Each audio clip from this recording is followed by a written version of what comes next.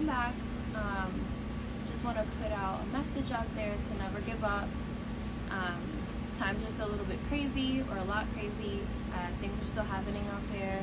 I hope everyone stays safe above everything else, but continue to apply pressure. The mission has not been completed yet, right? So we want to make sure that we continue to apply pressure, we continue to fight for what is right, for what is rightfully ours. And above all, just stay safe, stay black, stay beautiful, and keep fighting. Hey guys, I'm Gia, but also known as Gigi. I'm a singer slash actress, and I also do some boxing on the side. Welcome to Dream Talks. 8 years it's been since I guess we've actually worked on something like a project or anything like that. 8 long years. Feels like it was just yesterday, honestly. It does. But I guess that means like it was meant to be in a way, you know, like whenever it feels like it was just yesterday. Yeah. So. Because it doesn't feel like it was that long of a time lapse. Right, exactly. Like, it felt like it was like last week or like a few months ago. Exactly. Yeah.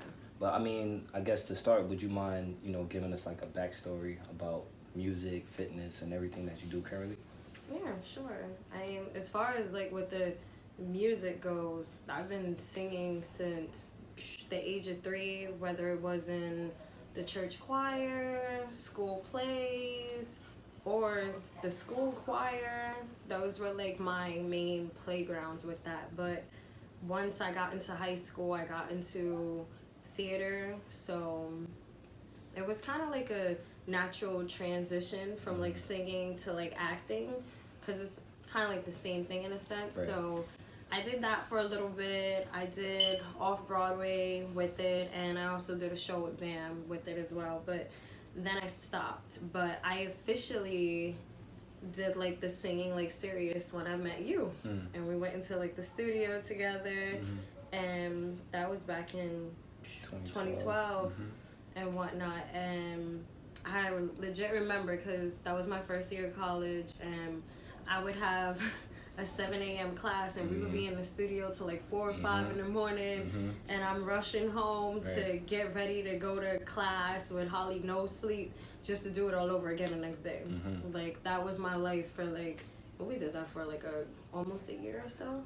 Just I about. say, just about. until Sandy came, and then everything came toppling down. And like, in the midst of that happening, and like us kind of like losing connection, but like we kind of still kept connection. For sure. I kind of developed a love for like boxing, because I was doing it a little bit when we met, but I was never like as serious with it. Like, I would do it sometimes like here and there, but then I kind of like really got into it, and I loved it, like the whole aspect of it. But one thing I never really focused too much on was like the fitness aspect of it. Like, it was like a cool hobby or like something to do. Like, even though I did like spar a little bit here and there, but it was never something that I took 100% like serious. It was never like an end goal, like, okay, I want to be a boxer or whatever. I just loved the whole fitness thing. Now, growing up, I did do track. I did ballet for 7 years, so dancing and working out, it was always somehow connected with one another. But I want to say back in the year 2017-ish, I took the initiative to get in the gym by myself. Like, I know a lot of people, they're intimidated by like the gym scene, especially as a female. You see all these men in there, and it's like, whoa, like, I'm not sure if I want to like get in there and work, because I don't want people staring at me. But luckily for me, I was already accustomed to being in the boxing gyms, because half of the time I was the only female in there. So it's like, you know what, I'm just gonna get in there. But during that year, I had got surgery on my hand, and I just wasn't happy with the way that I looked. So I had 2 choices. I could either sit and sulk or get up and do something about it. So I chose to get up and do something about it, and I didn't like waiting on other people to go to the gym. So I took the initiative to get my own gym membership, and I just strictly did cardio. I didn't do no weights, nothing like that, just strictly cardio. And I lost a lot of weight. Like, I got back down to like a size 2. Okay. And like, I loved it. Like, I was just having fun. But in the midst of me doing that, I kind of like found a love for like fitness, and I said like, you know what, I want to try the whole weight thing, because that was something I kind of like strayed away from because I was a bit scared. I didn't know how it worked or like what to do. So I started going to the gym with my dad, Richie's gym on Atlantic. And oh yeah, I know that gym. Yeah. That's his gym? Well, before they closed it down. Okay. And I used to go whatnot. there too. That's Yeah, dope gym. that It's been gym. there forever. Yeah, that's like one of those bodybuilding gyms. It's not Right. like the chain gym. So it's like people in there, they about their business. So being in there with him, I didn't feel intimidated or anything. The thing that I like, it was a lot of people in there that like he knew, like his friends and stuff, that like if they saw me, like they would like help me out. But I want to say after going to the gym with him for like about a good 2 or 3 months, I got the hang of it myself. Like, okay, like I could do this. And then I started weight training, well, strength training or whatever you want to call it. And that's where I genuinely started to fall in love with doing like all of that and just like branching out and hitting new goals and stuff like that. And I just started to like go by myself to like these other gyms, whether it was Richie's, Coliseum, Harbor Gym. Those are the gyms that I love because they have like real weights. And so me, in a sense of like getting to like find that new love, I met a whole set of cool new people. And a lot of people think like, oh, people just go to the gym just for like the fitness part of it, but it's more of a mental thing. You get disciplined, and of course the physical. Right. But it's a lot that comes with being like in the gym atmosphere and like just going there. Because like for me, before Corona happened, I was in the gym 7 days a week, like no days off, and strict diet.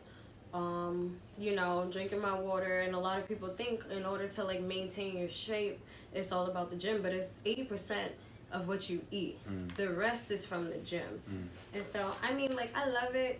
You see like people out here out here doing it and stuff like that, and like you even have like some of the IG people, and like it's kind of annoying in a sense seeing some of them because they promote like a lot of things, and this is the reason why I don't want to become a fitness trainer, because it's nonstop information you need to learn in order to help someone. And I feel like if you're gonna help me or if you're a trainer, you can't have your body done, because it's like, what are you doing? I see what you're saying. And me, I don't really have the patience to sit there and work with somebody that's really not gonna put their all into it, because if I'm training you, I don't want to hear the word I can't. There's no such thing as I can't. It's just like right now I'm not able to reach that, but eventually I will, because I just hate hearing stuff like that. But for me to like train someone, it's just way too much. I'd rather write a program out and be like, hey, follow this, this is for you or whatever. But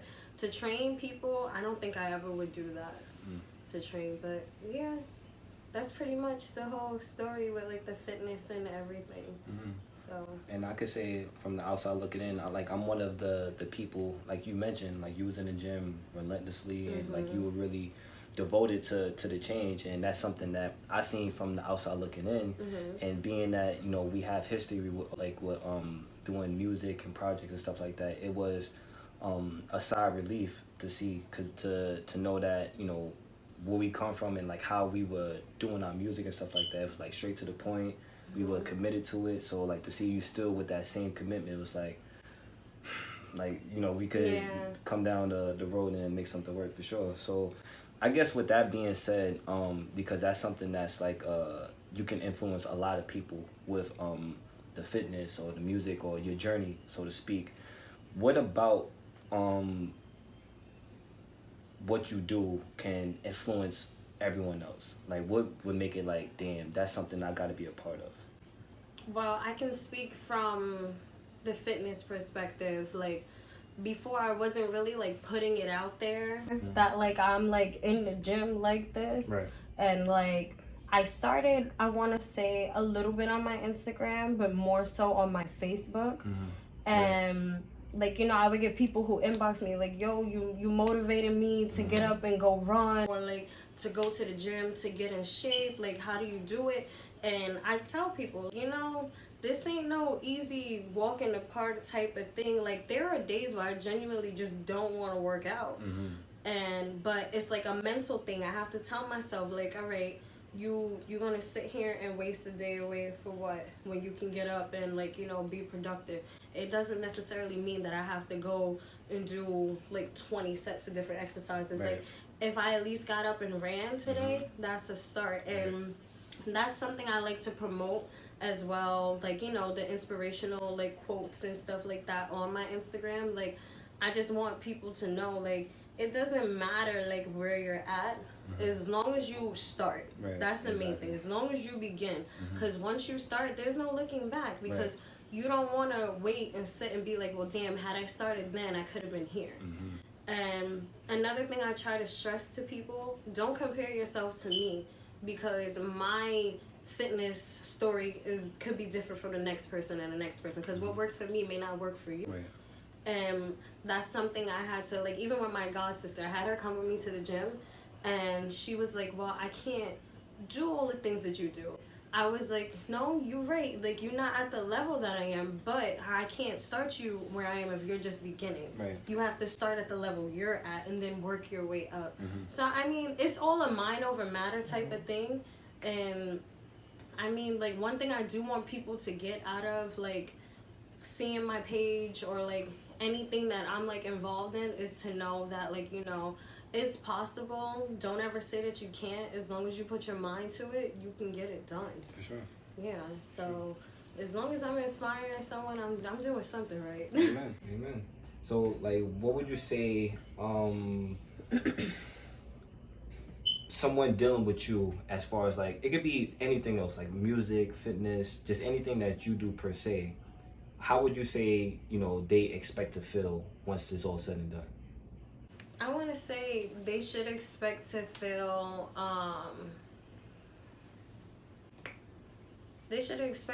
that, like, I gave, like, my all. Like, you know, if it's something serious, like, there's a time and a place to, like, play and get serious. So they should know that, like, I gave, like, 100%.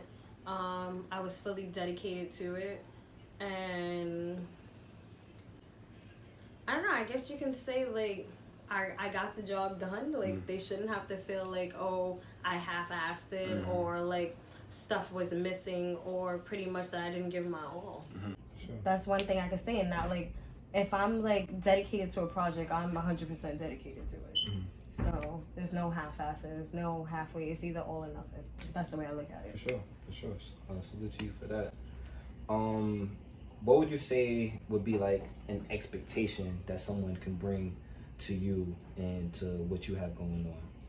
Like, what can they definitely expect? They can expect, like, as far as, like, doing a project or something with me? Not just, like, anything, just in as far as, general? like, I guess, you know, coming to you, because being that you're so diversified, like, you can do so many things. You can do music, acting, fitness, and everything else like that. If someone, I guess, wanted to come under your umbrella and to learn from you, to study you and your movements, what could be something that you think that they would definitely expect to get from the result of that? Definitely patience. Okay. Amen to that. Patience. Flexibility. That's 100%, because in order to juggle multiple things, you have to be flexible, and you have to know how to, like, maneuver, and they will have to be able to adapt, which actually, well, that falls in with the flexibility. So I want to say that they would gain, like, a different mindset, I would say. Like, people who normally, like, work with me, like, a lot of times they like to say, like, oh, I can't do this, and then I show them where I started and to where I'm at. And a great example of that I love to show them is, like, the fitness video of me doing shoulder workouts. Like, I can barely lift, like, a 5-pound thing, like, more than 5 times. Now I'm lifting 15. And so I tell them, like, you know, it's progress. You can't skip steps. You have to take the necessary steps needed in order to get where you gotta get. And one thing I also think I want to say that people get from me is that, like, you know, what's for you is for you, and what's for them is for them. So I would say like that pretty much. That's dope. Yeah, and consistency. That's dope. Yeah. That's dope. You making me want to get into fitness. It's fun. Right. I mean, I see. Come over to the dark side. So, in this case, what does failure look like to you? Like, if someone were to, let's say, come to you and be like, you know what, I'm ready to do this, and what's your plan? What would failure look like? Or what would you consider failure, rather? Giving up. Not giving it your all. Half-assing it.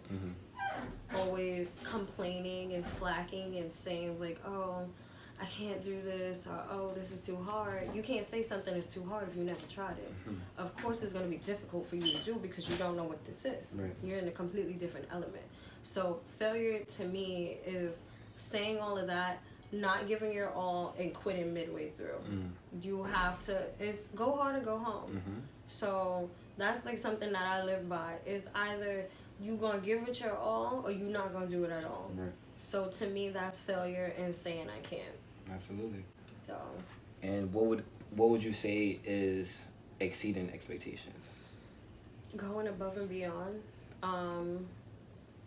For me, I'm someone, I want to say like I'm an overachiever, and like exceeding for me would be to keep just pushing myself even when I'm ready to like quit and say like, yo, I'm tired, I don't want to do this, but I snap out of it and it's like, you know what, you started this for a reason, Right. So get it done. And then once you hit that finish line, you could have like that sigh of relief. So that would be me. Or like just going above and beyond and doing things that I necessarily don't need to do, but I still do it. You know, I would say would exceed the expectations for me personally. Now, like usually with this whole series thing, I have like a base questions that I would ask anyone who's a part of it.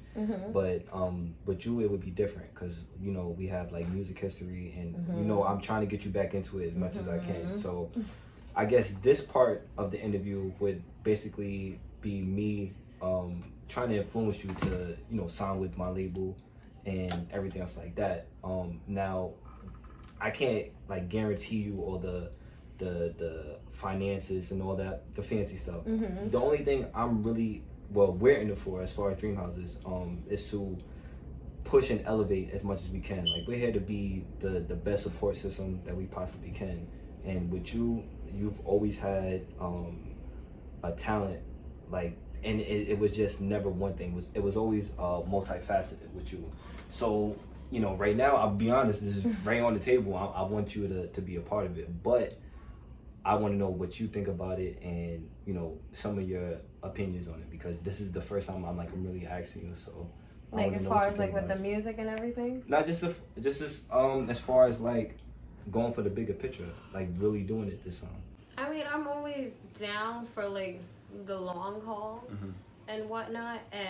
I mean, I felt like when we started 8 years ago, like that was always supposed to be the end goal, but we just got sidetracked and everybody just, went their own ways to do different things. I mean, for me, singing, that was like my first love, like always and whatnot. And like, that's something that's just natural. And like, I love singing, like I'm musically inclined because music is just, it's a part of me. It's who I am. Like, people who know me, they won't like, you can't even like bring me up without mentioning music, that, because we go hand in hand. That's how most people know me. So it's like, without question, I support everything you do 100% without question. So even back in the day, like if you called me and was like, I need you on, I'm there. So you should know without question, I'm always down to join as long as it's positivity. And so that's a question you can answer yourself. So this is a mutual agreement? Yes, you should already know that without question. Strong, Sorry. Damn near broke my shoulder off. Alright, you dragging it. So, what is, like, if someone were to come to you and ask you, what is DreamHouses? What would be your initial response? Dream house to me is Houses. DreamHouses. People in the trenches, you heard? People in the trenches. To me, it's a family. It's positivity. It's uplifting. And like most of all, what resonate with me when I think of DreamHouses is family and togetherness and how everybody has each other's back. That's what I think of when I think of DreamHouses. I think of the love of music. And like the togetherness and whatnot, because I feel like regardless of like we argue, we laugh, whatever, at the end of the day, everyone's there for one another if needed. The support is there. Yes, ma'am. So like, you know, we are la familia. Absolutely. Muchas gracias. Sí. So, I guess what would be something that you would want to, like, how would you want to, I guess, put a message out there, like to conclude this whole this interview? What would be something that you can say to the people that would resonate with them, as well as, you know, they can feel like, you know what, I'm gonna take exactly what she said and go apply it tomorrow, or apply it right now? Your life is what you make of it. You don't want for 50 years from now to look back and be like, damn, I wish I would have did this, or I wish I would have did that. If you have the opportunity to do something, take it, do it. If you have a dream or a goal where it's like, you know, you go to sleep at night, you wake up in the morning, it's the first and last thing on your mind, do what you have to do to accomplish it. Don't let nobody tell you that you can't do something, because only you can stop you from doing what you want to do at the end of the day. And just do what you have to do to get where you need to get, and remember that what's for you will always be for you. So don't look at other people's progression or like their failures, because that's their story. Your story is your story. Do what you have to do, and also look at your life and the people that you're around and ask yourself, is this adding to what I need to do, or is this subtracting from what I need to do? And if your answer is they're doing more subtracting than adding, then you need to make some adjustments. Yes, ma'am. So once you do that and you find yourself in a good place, then you do what you have to do. The rest of the steps will fall into place. So, you know, just do what you gotta do. That was beautiful. And don't waste time. Yeah. Well, it was definitely an honor. I'm happy and grateful that we were able to reconcile and, you know, get back on this journey that we were meant to be on. And I'm ready to, you know, do this thing the right way. This yeah. time. So it was an honor. Thank you. Very welcome. I'm gonna see you again on September 30th. Yes, you will. September 30th. I can't wait. Yeah, it's gonna be a movie. I got it marked. Yes, ma'am. Yes, ma'am. All right, that's it. Cut. That was good. Fucking Treyway. Alright, let's do it. Listen, say. Thanks to Kenny for all the words that he gave me. He gave me his 2 pennies. He says that I need his saving. This one for the family. Man, he done see me damaged. Understanding we ain't average. We moved to a different planet. We panic painting.